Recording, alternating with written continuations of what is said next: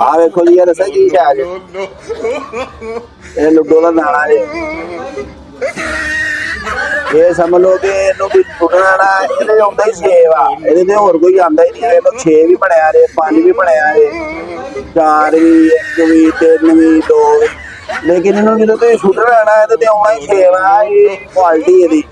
ਫਿਰ ਇਸ ਦਾਣੇ ਦਾ ਦੱਸਾਂ ਕਿ ਰੌਲਾ ਜੀ, ਇਹ ਲੋਕੀ ਸਪੈਸ਼ਲ ਲੈ ਕੇ ਜਾਂਦੇ ਨੇ। ਇਹ ਉਹ ਦਾਣਾ ਜਿਹੜਾ ਲੋਕਾਂ ਨੂੰ ਤੰਗ ਬਹੁਤ ਕਰਦਾ, ਕਿਉਂਕਿ 6 ਆਉਂਦੇ ਨੇ ਨਾ, ਕਿਉਂ ਫਿਰ ਇਸ ਵਜ੍ਹਾ ਤੋਂ ਮੇਰਾ ਲੋਕੀ ਤੰਗ ਪਏ ਨੇ। ਜਦੋਂ ਸੁੱਟਣਾ 6, ਜਦੋਂ ਸੁੱਟਣਾ 6। ਇਹ ਦਾਣਾ ਖਰੀਦੋ, ਇਹਦੀ ਕੀਮਤ 1000 ਰੁਪਇਆ ਜੀ ਇਸ ਦਾਣੇ ਦੀ। ਇਹ 6 ਨਾ ਇਹ ਭਾਈ 2000 ਰੁਪਇਆ ਦਿਆ, ਮਤਲਬ ਕਿ ਸੁੱਟ ਕੇ 6 ਨਾ ਇਹ 2000 ਰੁਪਇਆ ਵਾਪਸ ਦਿਆ ਕਿ 1000 ਰੁਪਏ ਦਾ ਦਾਣਾ।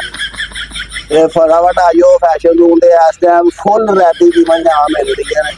ਜਲਦੀ ਜਲਦੀ ਆ ਜਾਓ, ਦਾਣਾ ਲੈਣਾ 6 ਵਾਲਾ 1000 ਰੁਪਏ ਦਾ।